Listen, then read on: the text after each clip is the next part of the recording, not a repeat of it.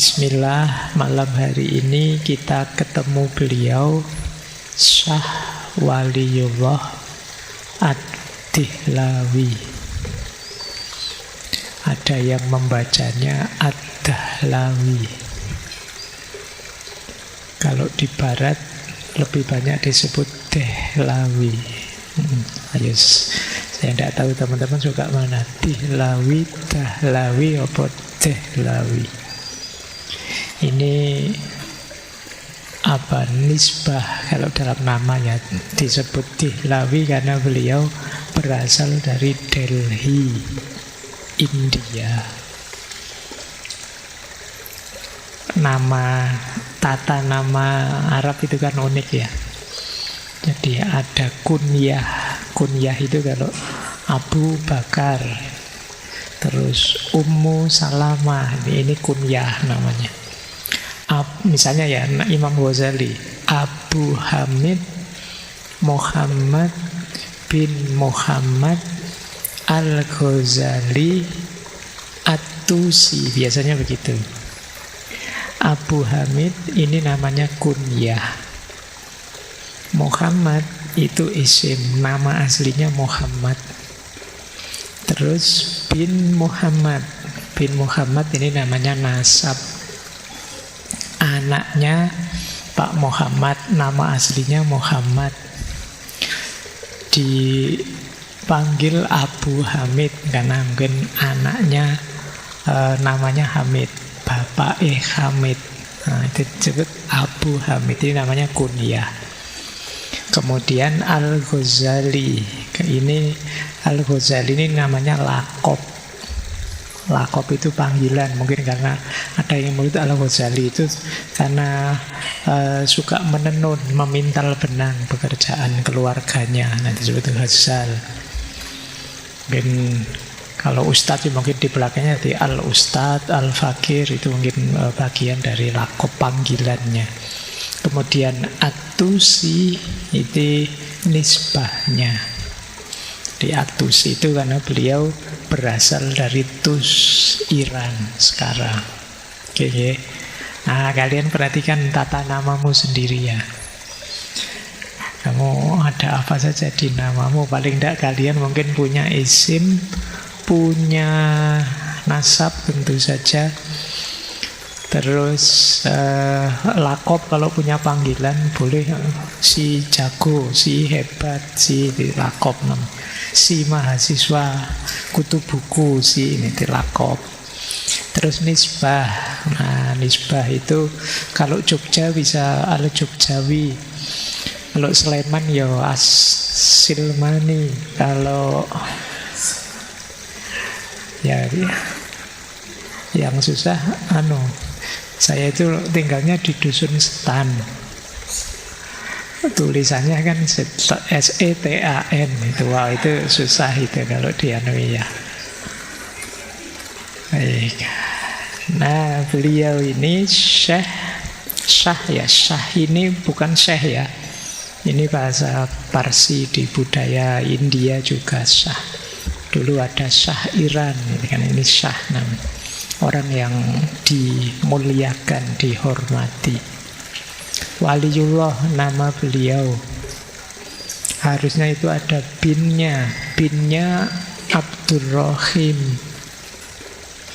Jadi karena beliau putranya Syah Abdurrahim, ayah beliau ini ulama besar.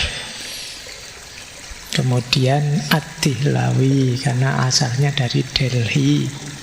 Nanti ada Al-Umari karena beliau ini nasabnya lanjut sampai Umar bin Khattab dari sisi bapak beliau.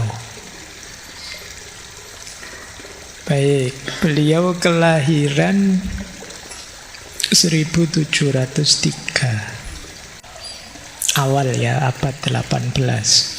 Kemudian meninggalnya 1762.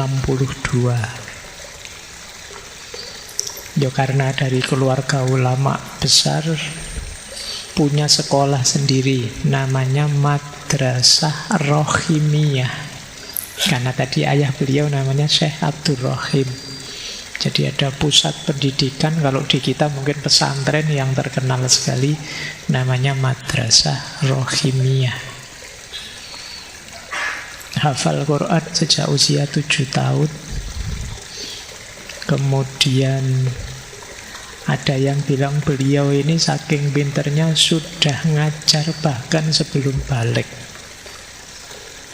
Bisa dibayangkan ya, kalian sebelum balik masih layangan, masih itu, dia sudah ngajar beliau. Karya-karyanya banyak, ada 50-an karya besar. Yang kalau bahasa saya, meletiknya beliau, titik baliknya beliau itu saat beliau 2 tahun belajar di Makkah dan Madinah. Itu di situ beliau banyak menggali keilmuan dari para tokoh besar, para ulama. 2 tahun belajar di sana, dan nanti beliau menulis di salah satu kitab beliau bagaimana beliau banyak sekali mengalami mimpi-mimpi pencerahan-pencerahan. Beliau cerita berkali-kali ditemui oleh Rasulullah. Bahkan ada kisah beliau cerita ditemui oleh cucunya Rasulullah, Hasan dan Husain, yang mereka berdua ini menitipkan pena pada beliau. Yang ini nanti mengawali kesadaran beliau untuk berjuang melalui jalur ilmu. Baik, sekarang kita tengok gagasan-gagasan beliau ya, khususnya nanti kita mengerucut ke aspek tasawuf. Beliau jauh sebelum tokoh kita minggu lalu, Fazlur Rahman, tapi yang beliau praktekkan persis seperti yang diidealkan oleh Fazlur Rahman. Teman-teman nanti bolehlah, sekarang beberapa buku beliau bisa dicarilah di online, PDF-nya juga ada.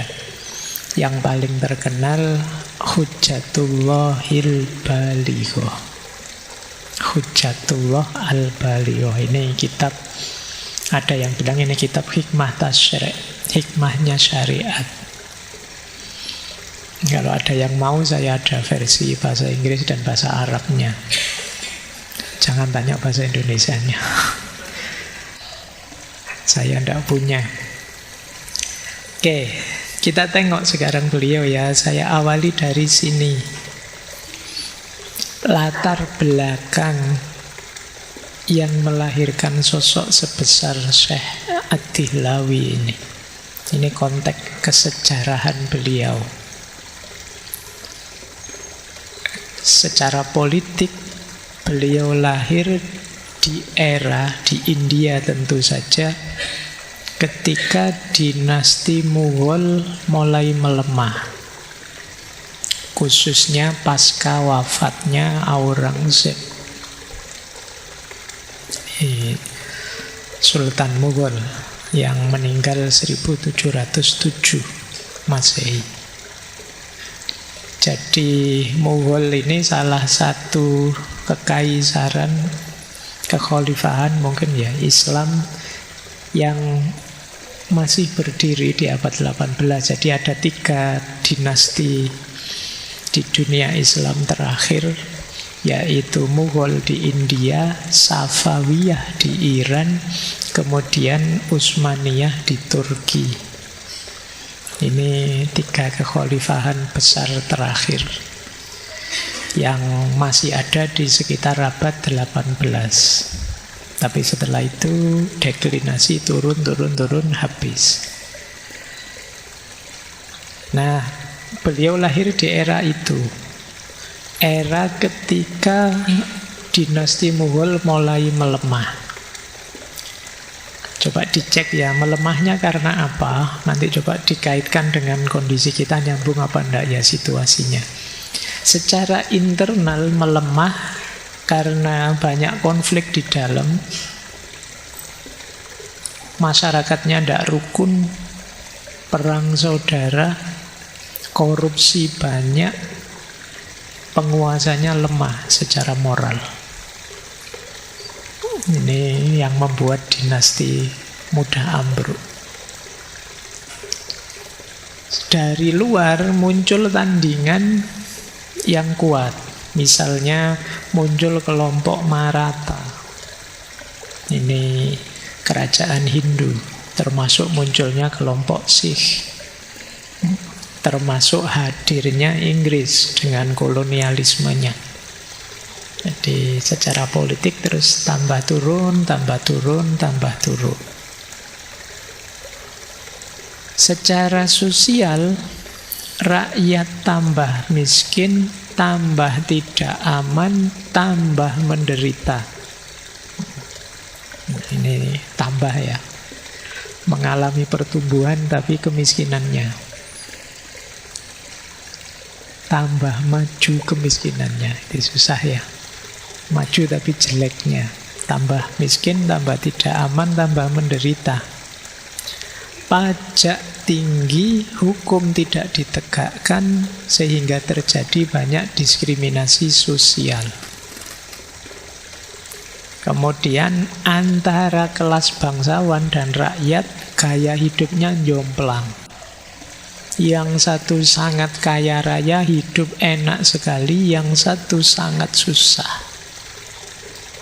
Jangan dikira gap ekonomi yang jauh itu sesuatu yang aman. Hati-hati kalau ramalannya Karl Marx, gap yang semakin lebar itu tinggal menunggu saatnya. Pada saatnya akan meledak kalau tidak diatasi. Kenapa sih kadang-kadang kalau ada kerusuhan-kerusuhan itu orang baik-baik kadang-kadang bisa jadi kok jadi sejahat itu, kok mau jarah, mau apa? Ya karena ada akumulasi rasa sakit yang ditahan lama. Begitu ada peluang, meledak. Nah itu kondisi sosial. Kondisi beragama juga begitu. Saat itu di India muncul banyak sekali torekot-torekot yang seperti digambarkan oleh Fazlur Rahman minggu lalu, yang kemudian mengarah ke kultus individu.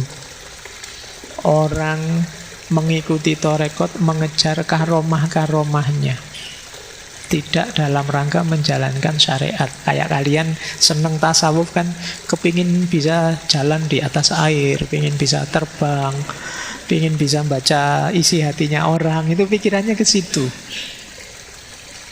Jadi mencari keampuhan-keampuhannya, karomah-karomahnya. Padahal karomah itu kan kalau dalam tasawuf sebenarnya kan bonus. Tentu saja bonus itu kalau kita sudah beli pokoknya. Beli HP bonus casing kan gitu. Nah karomah itu bonusnya. Itu ternyata saat itu banyak orang yang ngincer casingnya tapi tidak HP-nya. Jadi dengan syariat males. Kalau disuruh sholat mungkin Allah sholat itu biasa Pak, yang lain juga sholat, pinginnya yang agak aneh. Jadi kalau sholat 5 waktu rasanya males-malesan, tidak ada rasanya. Tapi begitu disuruh bacalah wirid ini 1000 kali di malam hari, maka siapapun yang kamu lirik mesti nempel. Wah, kamu semangat sudah. Kamu tidak tidur mau sudah kalau ada itu ya. Nah itu gejala itu muncul di India saat itu. Jadi masyarakat menganggap target itu ya jadi wali, tidak perlu amal, tidak perlu ilmu. Nah ini kalian harus mulai mikir lagi ya, yang kemarin cita-citanya jadi wali. Jadi bukan tidak boleh, perhatikan syarat dan ketentuannya. Tidak sekedar karomah kehebatannya yang di luar nalar, bukan itu sebenarnya. Itu yang diprihatinkan oleh Syekh Dehlawi. Sementara para ulamanya terpecah-pecah, seolah-olah beda mazhab itu musuh, seolah-olah beda aliran itu lawan. Pandangannya buruk saja pada yang beda aliran, beda mazhab. Bersaing ingin saling menjatuhkan. Ini kondisi beragama saat itu. Nah, kondisi pendidikan mau lebih memprihatinkan. Saat itu umat Islam, kata Syekh Dihlawi, mode pendidikannya adalah mode taklid. Patuh saja, ikut saja. Mazhab fikih dominan. Terus muncul semboyan pintu ijtihad sudah ditutup. Orang tidak berani ijtihad. Beraninya cuma mensyarahi, menafsirkan pikiran ulama mazhab yang sudah ada sebelumnya. Jadi ini yang disebut pendidikan mode taklid. Terus ada pemisahan antara ilmu agama dan ilmu umum. Ini terus yang sering dibahas belakangan ini kan ada dikotomi. Nanti yang belajar agama merasa tinggi bahwa apa orang ilmu umum itu cuma duniawi saja, tidak penting. Kita loh akhirat. Yang ilmu umum juga gitu, lihat orang belajar ilmu agama. Apa ilmu agama itu masuk ilmu sih? Ilmu itu ya kayak kita ini loh yang ilmiah. Agama itu cuma kepercayaan saja. Semoga tidak ada yang kayak gini hari ini. Jadi yang umum memandang rendah yang agama memandang sesat yang umum. Jadi masing-masing merasa superior. Itu kondisi umat hari ini. Dan banyak pendidikan yang lebih fokus hafalan. Pengembangan nalarnya mandek. Bahkan mungkin belajar filsafat yang harusnya pengembangan nalar isinya hafalan. Ini harus saya ingatkan ya ke teman-teman. Kadang-kadang mungkin untuk kepentingan gaya, kalian lebih suka menghafalkan pikirannya para filosof. Stoik lo begini, Socrates lo begini. Itu ya enggak apa-apa sih, bagus. Asal kalian paham tapi tetap kritis dan analitis. Tapi biasanya hafalan ini kamu pakai untuk pamer. Kalau ngobrol sama teman itu keluar stoiknya. Menurut Marcus Aurelius, kalau ngobrol itu keluarkan itunya. Jadi itu yang terjadi zaman itu ya India. Saya tidak tahu kalau sekarang. Jadi India abad 18. Coba perhatikan situasi itu ya. Saya tadi tak woco-woco itu kok hari ini masih relate.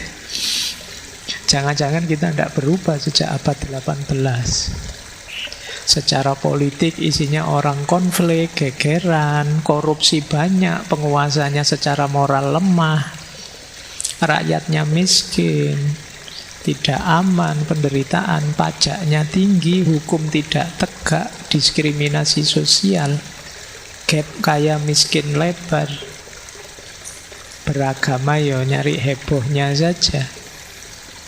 Terus pendidikan lebih fokus ke hafalan bukan pengembangan ilmu. Problem-problem ini diprihatinkan oleh Syekh Dihlawi. Indiaku, Muslim India kok seperti itu ya? Apa yang harus aku lakukan? Nanti terus beliau cerita di kitab beliau yang judulnya Fuyudul Haromain. Jadi beliau cerita saat saya di Haromain, Mekah dan Madinah, saya beberapa kali mengalami pencerahan spiritual. Mendapat semacam kasyaf dari Allah. Istilah beliau Anwar Robbaniyah. Anwar Robbaniyah itu dapat cahaya dari Allah. Nafahat Rohmaniyah, bisian-bisian dari Allah. Inayah Qudsiyah, pertolongan dari Yang Maha Suci. Jadi menurut beliau Allah melapangkan dadaku, menguatkan niatku, meningkatkan kesungguhanku untuk segera kembali ke India dalam rangka terlibat memperjuangkan perbaikan keagamaan. Istilah beliau islah ad-dini. Kemudian menyebarkan dakwah yang bersih dari syirik dan kemaksiatan. Terus menyatukan kaum muslim dan melakukan pembaharuan pengalaman agama. Ini beliau mengalami pencerahannya waktu di Haromain, Mekah dan Madinah. Setelah itu beliau kembali, seperti tadi ada cerita beliau mimpi oleh Sayyidina Hasan dan Husain diberi pena. Terus beliau sadar mungkin lewat jalur ini perjuanganku. Dari situ terus beliau balik ngajar lagi, nulis buku banyak untuk mencerahkan umatnya. Ada yang bilang ratusan, tapi yang dipastikan memang tulisan beliau sekitar 50-an judul. Ini sudah luar biasa karena beliau lahir 1703, meninggalnya 1762. Berarti sekitar usia beliau ya 59-an lah. Tapi bisa menulis 50 judul kitab besar. Baik, kembali ke India melakukan banyak sekali pembaharuan. Ini kalau saya klasifikasi itu ada beberapa bidang pembaharuan beliau. Bidang fikih, tafsir dan hadis, pendidikan Islam, sosial dan politik, ekonomi Islam, ijtihad dan tasawuf. Malam hari ini kita belajar tasawufnya saja. Tulisan-tulisan beliau banyak, teman-teman yang tertarik boleh kok bahas ekonominya. Beliau punya banyak gagasan ekonomi. Bahas sosial politiknya, pendidikannya silakan. Secara umum saya gambarkan ya, misalnya dalam fikih beliau menggagas rekonsiliasi antar madhab. Jadi gimana madhab yang banyak itu mbok yo saling rukun, tidak saling menjatuhkan, mbok yo bisa diskusi yang produktif. Kemudian menolak fanatisme madhab. Jangan sekeras itulah, wong itu madhab itu kan ijtihadi. Yang bisa benar bisa salah. Tidak harus difanatiki sampai segitunya. Kemudian menekankan makosid. Allah itu menurunkan hukum, pasti di balik itu ada tujuannya. Jangan sampai lahiriahnya kena, tapi maksudnya hukum tidak kena. Itu namanya makosid. Misalnya makosid itu untuk menjaga jiwa, menjaga agama. Kan itu hifdzun nasl, menjaga keturunan, hifdzul akal, menjaga akal, dan lain sebagainya. Ini di bidang fikih. Jadi agama itu hadir ada tujuannya. Maka jangan hanya memperhatikan formalitas ajarannya. Tafsir juga begitu. Beliau menerjemahkan Al-Quran ke dalam bahasa Persia, dan ini kontroversial luar biasa pada zamannya. Dikritiki banyak ulama, tapi beliau tetap kukuh. Penting orang faham maknanya Al-Quran. Antara lain difasilitasi dengan terjemahan. Bayangkan kalau tidak ada terjemahan, mungkin ya kalian tidak paham. Karena kalian kan bukan bahasa ibumu, bahasa Arab itu tentang apa isinya Al-Quran serba sedikit. Saya sebut serba sedikit ya karena terjemahan itu minimal. Kalau ingin paham lebih dalam ya yang dibaca tafsir. Saya tidak tahu kalau mahasiswa hari ini di kamar kosmu ada tidak Al-Quran terjemahan. Oh ya deh, kalau kamu mesti alasannya di HP saya ada mesti gitu. Ya. Padahal saya tahu meskipun ada yang kamu buka kan bukan itu. Tetap lebih banyak buka TikToknya, Instagramnya, YouTube-nya. Ya saya tahu koleksi tulisanmu banyak di HP, di laptop. Kamu senang sekali kalau download, bacanya yang belum. Apalagi sekarang kamu tambah males lagi, ada ChatGPT Pak. Ngapain capek-capek. Baik. Kita lanjutkan, itu bidang fikih dan tafsir. Beliau juga melakukan pendekatan terhadap Al-Quran juga hadis secara rasional dan tematik. Ini anak-anak tafsir mesti paham ya bedanya tafsir yang tematik, bukan yang tahlili, yang dari surat Al-Fatihah sampai An-Nas ditafsir urut satu-satu, itu tahlili. Tapi ada yang tematik, maudhu'i, per tema. Tuhan dalam Al-Quran, ini sifatnya tematik. Sholat menurut Al-Quran, itu tematik. Nah, beliau melakukan pendekatan semacam itu. Kemudian dari sisi pendidikan, beliau ingin kurikulum yang seimbang antara nakli dan akli. Yo ngerti fikih, tafsir, tasawuf, tapi jangan lupa logika. Nah, ini yang biasanya kececer yang terakhir ini. Fikih hafal, tafsir hafal, tasawuf hafal, tapi logika tidak jalan. Masalah sudah. Kenapa? Ya karena fikih, tafsir, tasawuf itu kan ilmu yang sudah jadi. Kalau akal kita tidak jalan, ya jembatan untuk menerjemahkan ilmu tadi dalam realitas seperti apa. Jembatan untuk mendialogkan ilmu satu dengan ilmu yang lain apa. Untuk analisis, pendalaman, mengkritisi itu ya tetap kita memerlukan kemampuan akal. Itulah kenapa banyak filosof menyebut anugerah utama dari Allah pada manusia itu akalnya. Kita harus bersyukur karena oleh Allah dikaruniai akal. Itu fasilitas paling elit yang kita miliki. Sosial politik, beliau sangat getol menyerukan persatuan umat. Beliau juga kuat mengkritik moralitas penguasa. Jadi beliau itu sering ngirim surat kepada penguasa. Termasuk beliau yang menggerakkan rakyat untuk melawan kolonialisme Belanda. Ini jadi ternyata ya iya tasawuf sih, sufi, tapi kalau waktunya bergerak melawan ketidakadilan ya harus keluar. Kemudian dalam aspek ekonomi beliau menyerukan keadilan, pemerataan, keadilan distributif, termasuk mengkritisi kesenjangan sosial dan ekonomi. Ijtihad, beliau mendorong ijtihad yang kontekstual dan sangat mengkritik taklid buta. Taklid buta itu sudah ikut, tapi kita tidak tahu yang kita ikuti siapa, kualifikasinya bagaimana, cocok atau tidak, dan lain sebagainya.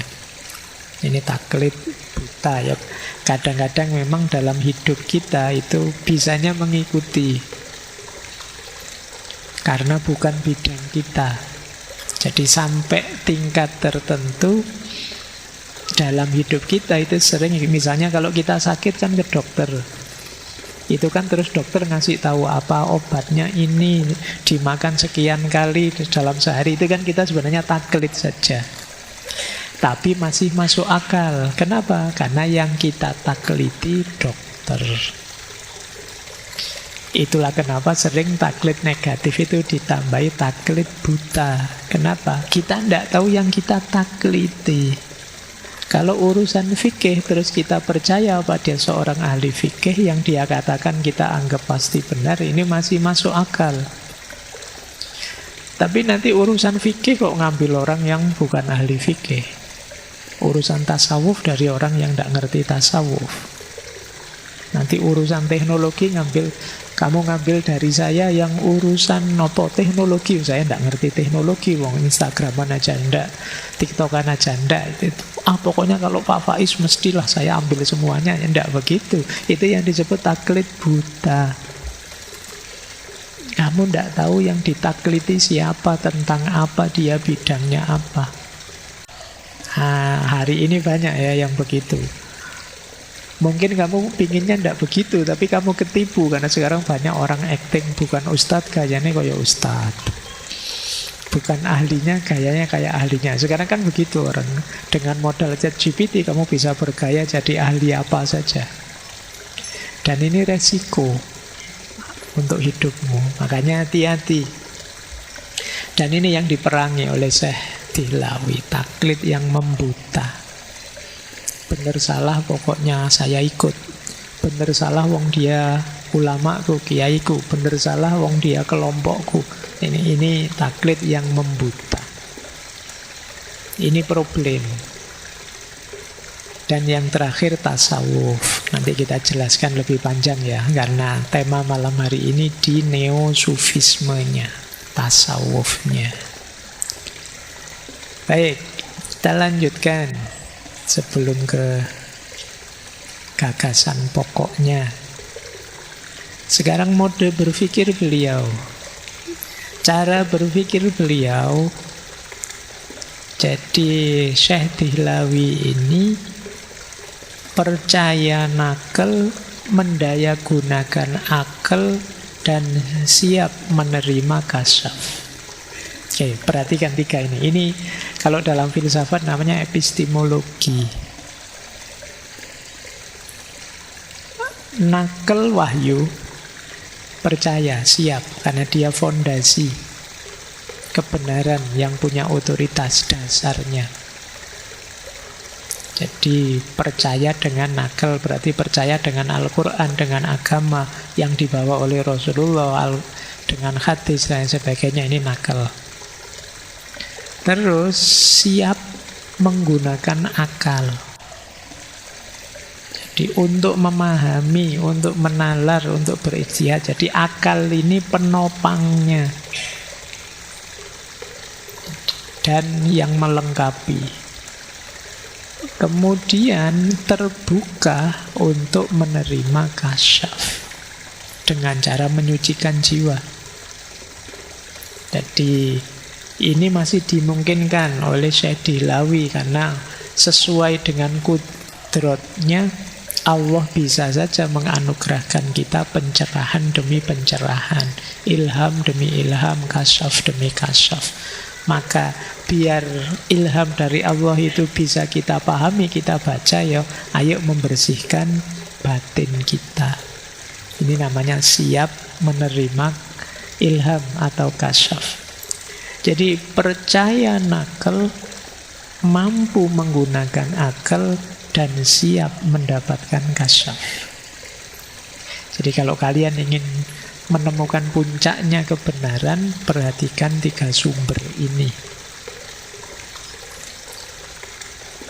Jadi wahyu, akal, dan ilham. Mana yang penting, Pak? Semuanya penting.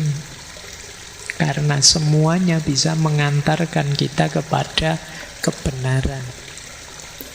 Yang nomor satu, Pak, tidak harus di ranking. Jadi karena semuanya penting.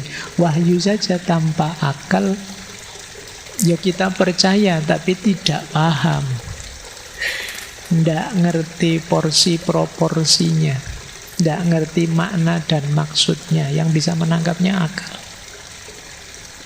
Wahyu akal tanpa kasyaf akan sangat terbatas. Karena kemampuan akal memahami itu juga terbatas. Akal bisa dibantu oleh wahyu, cuma kan kemampuannya akal memahami terbatas. Di situ masih ada kemungkinan ada ilham atau kasyaf dari Allah. Jadi inilah yang diinginkan oleh Syekh Dihlawi. Ayo umat Islam dihidupkan semuanya. Sementara ini ada yang hanya akal saja, mentang-mentang dianggap bahwa manusia itu ya harusnya ilmiah saja, rasional saja, padahal akal itu sangat terbatas. Atau ada yang bilang nakal saja, wahyu saja. Loh gimana wahyu bisa bunyi kalau akalnya tidak bisa memahami? Dua-duanya penting dan akan lengkap kalau ada kasyaf. Tapi dijujuk kasyaf saja ya tidak masuk akal, karena kasyaf itu anugerahnya Allah, di luar kuasa kita. Jadi ilham yang diberikan oleh Allah itu hak prerogatifnya Allah. Tidak bisa hidup itu sepenuhnya kita mengandalkan ilham atau kasyaf. Ini bisa kita sebut bonus dari Allah, karomah tadi. Jadi hidupmu tetap dikendalikan antara nakal dan akal. Keridhaan Allah, kesungguhanmu akan ketemu dengan yang ketiga, kasyaf atau ilham. Makanya kadang-kadang kan ada orang itu yang membanggakan ma'rifatnya, kasyafnya dan lain sebagainya. Iya sih, itu ya luar biasa, memang pencerahan yang luar biasa, tapi tetap tidak boleh melupakan dua sumber yang lain. Sederhananya begini loh ya, kalau kalian misalnya dapat pencerahan dari Allah, Allah mengilhamkan pengetahuan dalam dirimu, yang mencerna pengetahuan itu tetap saja akal. Saya dapat apa ya ini dari Allah? Nah, itu kan akalmu yang menangkapnya, meskipun sumbernya dari Allah. Jadi sebenarnya ya kuncinya lagi-lagi di akal. Dari situ terus Syekh Dilawi bilang seyogyanya, karena kita kajiannya di Jogja. Ya, kalau di Jakarta se-Jakartanya. Jadi seyogyanya kita harus menolak yang pertama, taklid buta, akalnya tidak dipakai, atau rasionalisme ekstrim, akal saja, atau spiritualisme yang liar, spiritualitas yang tanpa sumber. Jadi tidak ada dasarnya. Nah, ini masalah tiga ini. Jadi jangan jadi orang yang taklid buta, rasional ekstrim, menganggap bahwa akal bisa menyelesaikan segalanya, lupa bahwa akal itu ada keterbatasannya, atau spiritualisme yang liar. Spiritualisme liar itu tidak jelas sumbernya, asal-usulnya, pokoknya ini rasanya dalam, Pak, ini rasanya. Ini spiritualisme liar. Nah, mari berpikir dengan tiga alat tadi menuju tiga hal. Menuntun kepada ma'rifatullah, pengenalan pada Allah, melahirkan manusia yang seimbang antara akal, hati, dan amalnya, dan membangun masyarakat yang adil, beradab, berdasarkan ilmu. Ini mode berpikir beliau. Kita lanjutkan. Ini tulisannya cilik-cilik ini. Tidak apa-apa, yang kalian foto, kalian copy. Ini sebenarnya penjelasannya simpel. Dalam pandangan Syekh Dilawi, ada dua jenis hikmah. Yang pertama hikmah al-ilahiyah, yang kedua hikmah at-tadbiriyah. Ya. Yang pertama kebijaksanaan ilahi, namanya hikmah ilahiyah. Ini berarti pengetahuan tentang Allah, kemudian penciptaannya, sunnatullahnya, bagaimana mekanisme alam yang dia ciptakan, dan seterusnya. Ini namanya hikmah al-ilahiyah. Orang yang memahami hikmah al-ilahiyah, ini kadang orang menyebutnya ini ma'rifat. Hikmah-hikmah ketuhanan. Penting kita kenal Allah, kenal asma'nya, sifatnya, juga af'alnya. Ini hikmah ilahiyah. Kalau kita sudah utuh kenal semuanya, itulah ma'rifatullah. Memahami Allah sekaligus rahasia penciptaan. Buahnya tauhid yang semakin kuat dan kesadaran kehambaan yang semakin tinggi. Jadi ini namanya hikmah ilahiyah. Kalian belajar tentang Allah, sifat-sifatnya dan lain sebagainya, ini hikmah ilahiyah namanya. Belajar agama fikih cara beribadah itu hikmah ilahiyah. Nanti ada hikmah tadbiriyah. Hikmah tadbiriyah ini kebijaksanaan yang berhubungan dengan pengaturan hidup. Namanya hikmah tadbiriyah. Gimana caranya hidup yang baik sebagai individu, sebagai masyarakat, sebagai bangsa seluruh dunia. Gimana hidup sosial, politik, etis, ekonomi yang baik. Gimana struktur masyarakat, keluarga, negara, hukum yang adil, yang maslahat, yang bertatanan sosial. Ini disebut hikmah tadbiriyah. Ya. Jadi kalau hikmah ilahiyah itu sederhananya berhubungan dengan tanggung jawab kehambaan. Hikmah tadbiriyah berhubungan dengan kekhalifahan. Gimana kita mewujudkan keadilan di muka bumi? Gimana kita mewujudkan kerukunan sesama manusia? Gimana kita bisa saling menolong, saling membantu? Gimana kita jadi manusia yang berakhlak sesama kita? Namanya hikmah tadbiriyah. Jadi ada dua kategori hikmah. Yang pertama hikmah ilahiyah, yang kedua hikmah tadbiriyah. Itu kalian boleh ya, mungkin kalian ada yang punya daftarnya ngaji filsafat. Itu kan temanya macam-macam itu. Bulan lalu kita banyak bahas uang dan kekayaan. Itu hikmah tadbiriyah. Gimana kita mengelola alam ini. Sebelumnya kita membahas para sufi tentang cinta ilahiyah. Itu hikmah ilahiyah.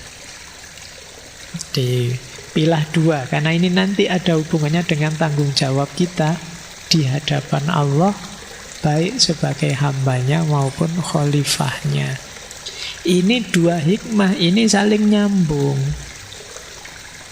Hikmah ilahiyah kalau diwujudkan dalam keseharian akan melahirkan hikmah tadbiriyah. Bagaimana caranya menghidupkan tauhid dalam kehidupan sosial. Ini hikmah tadbiriyah. Akarnya hikmah ilahiyah. Sebaliknya hikmah tadbiriyah itu sumbernya harus hikmah ilahiyah. Biar tidak ngawur, biar tidak liar, biar tidak suka-suka saya sendiri dong Pak gitu. Nah, biar ada akarnya. Jadi kalau pakai bahasa lain ya, tanggung jawab kehambaan itu nyambung dengan tanggung jawab kekhalifahan. Kita itu kan sering disebut jadi hambanya dan sekaligus jadi khalifahnya. Itu sebenarnya satu paket, tidak bisa satu-satu. Jadi kalau saya menjalankan tanggung jawab kehambaan, di antara tanggung jawab kehambaan itu jadi khalifah yang baik. Kalau saya menjalankan tanggung jawab sebagai khalifah, di antara cara jadi khalifah yang baik adalah kesadaran ilahiyah, masyarakat dan diri yang mengabdi, mencari ridhonya Allah. Itu kehambaan. Jadi dalam tanggung jawab kehambaan ada kekhalifahan, dalam tanggung jawab kekhalifahan ada kehambaan. Tidak bisa dipecah-pecah. Makanya kemarin judul buku saya itu Menjadi Manusia, Menjadi Hamba. Itu sebenarnya satu paket. Kalau ingin jadi manusia yang baik, ya kamu harus sadar kehambaanmu. Dan kalau kamu ingin jadi hamba yang baik, jadilah manusia yang baik.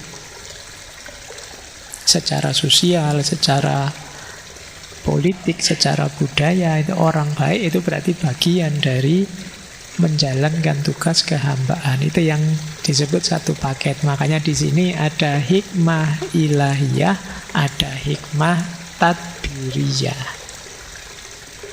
Dilanjutkan oleh Syekh Tilawi, hikmah ilahiyah itu nanti melahirkan namanya iktirobat. Pokoknya sekarang ngaji beneran malam hari ini. Dengarkan istilah-istilah ini nanti diulang ya. Iktirobat itu sama dengan mukoroba, sama dengan takorub, dari kata mendekat. Apapun yang kita lakukan untuk lebih dekat dengan Allah, itu namanya iktirobat. Zikir, menyucikan jiwa, menempuh jalan rohani, itu iktirobat. Ya. Nah, sebaliknya, ini belum saya detailkan ya. Hikmah tadbiriyah melahirkan namanya irtifaqot. Ya, jadi ada iktirobat, ada irtifaqot. Irtifaqot itu hikmah tadbiriyah. Iktirobat berarti mengelola diri kita secara individu, membersihkan hati, membersihkan diri, menuju ma'rifatullah. Ini kan urusan kita sendiri. Kalau minggu lalu ini tugas individual untuk semakin dekat dengan Allah. Tahalli, tajalli, ini iktirobat namanya. Membersihkan jiwa, mengisi dengan yang baik, terus tercerahkan. Dekat dengan Allah, menjadi insan kamil, kebahagiaan rohani dan lain sebagainya, itu iktirobat. Kita harus menghidupkan hikmah ilahiyah tadi melalui iktirobat. Sementara yang hikmah tadbiriyah melalui irtifaqot. Ini dari satu akar kata dengan rifq, artinya lemah lembut. Jadi ini melambangkan tanggung jawab sosial tadi, kekhalifahan. Irtifaqot itu tahapan hidup sosial manusia dan lembaga-lembaga yang lahir darinya untuk mencapai kemaslahatan. Nanti beliau punya teori irtifaqot itu ada 4 level. Irtifaq awal, irtifaq sani, irtifaq salis, irtifaq robi. Jadi ini level ya. Sederhananya begini, hidup kita di dunia ini secara sosial ada 4 jenjang. Yang pertama hidup berkeluarga. Ini yang paling dasar untuk memenuhi kebutuhan primer. Terus yang kedua hidup bermasyarakat, satu komunitas. Yang ketiga lebih luas lagi, hidup berpemerintahan. Mungkin ada satu kotanya sekarang sudah ada. Dan yang keempat irtifaq robi, itu di satu negara yang besar, kekhalifahan yang besar. Jadi ada 4 level.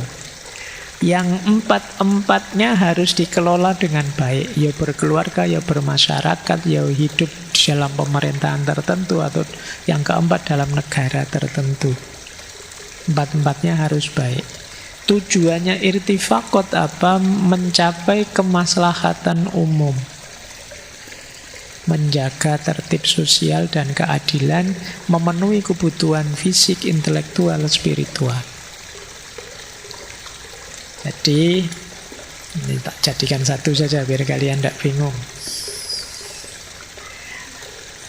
Irtifaqot dan iktirobat, hidup sosial dan hidup individual. Kalau irtifaqot itu sosial politik, iktirobat itu spiritual ruhaniyah. Yang satu lahiriah, kolektif bersama-sama, yang satu batiniyah, personal, sendiri-sendiri. Irtifaqot menuju kemaslahatan seluruh dunia, keadilan, kemajuan umat. Kalau iktirobat itu menuju kedekatan kepada Allah, penyucian jiwa. Itulah kenapa beliau ini seperti Fazlur Rahman minggu lalu mengkritisi tasawuf yang berhenti di iktirobat saja, melupakan irtifaqot, hanya menghidupkan sisi kehambaan, melupakan tanggung jawab kekhalifahan. Itu yang nanti beliau kritik. Dengan irtifaqat akan lahir peradaban Islam yang jaya, adil, sejahtera. Dengan iktirobat akan muncul insan kamil, manusia yang puncak kesadaran ilahiyahnya, yang fana dalam cinta ketuhanan. Dua-duanya saling mendukung. Lahirnya iktirobat itu pasti dengan dukungan irtifaqat. Jangan dikira kalian misalnya, Pak saya ingin nyufi saja sendirian saja, tidak butuh orang lain, uzlah. Tidak iso kalau masyarakatmu rusak. Kalau dunia sosialmu tidak baik, tidak terjamin, tidak bisa.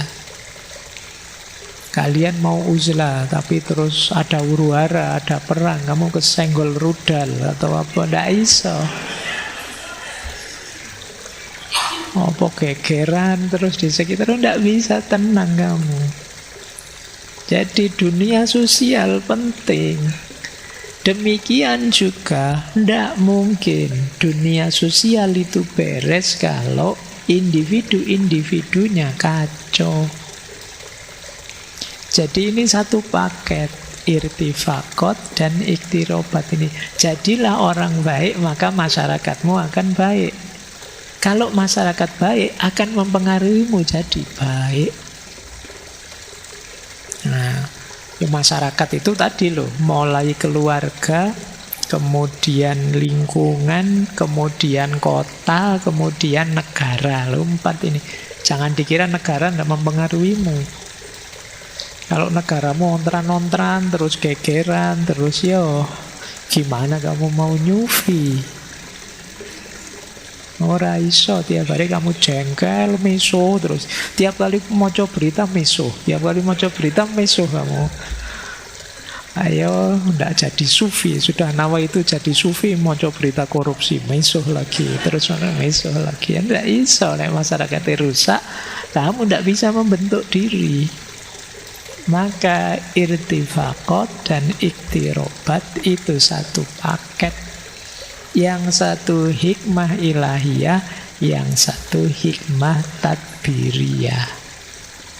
Ini nanti yang jadi landasan berpikir beliau untuk membangun masyarakat, melakukan pembaruan-pembaruan tadi. Makanya beliau punya kalimat begini, menarik.